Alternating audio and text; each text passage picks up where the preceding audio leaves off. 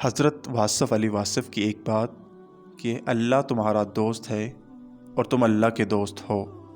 اب سوچو تم کیسے دوست ہو؟ اللہ کی دوستی میں تو کوئی شک نہیں۔ اللہ نے تو اتنا کرم کیا ہوا ہے، جتنا بھی شکر ادا کریں وہ کم ہے۔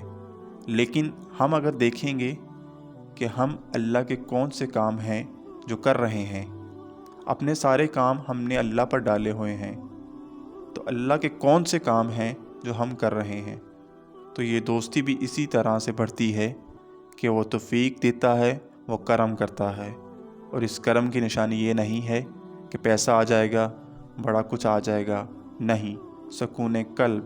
وہ انسان جس کے پاس سکون قلب نہیں ہے، وہ دنیا کا سب سے جو ہے نا، میں یہی بولوں گا کہ ناکام انسان ہے، کیونکہ دنیا کی بے تحاشا دولت کما لی اور سکون قلب گنوا دیا تو پھر ایسی دولت کا کیا فائدہ؟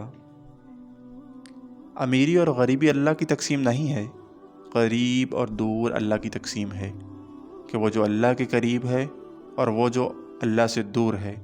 تو ہم نے اللہ سے تعلق کو سٹرانگ کرنا ہے۔ اللہ تعالیٰ آپ کا حامی و ناصر ہو، سدا سلامت۔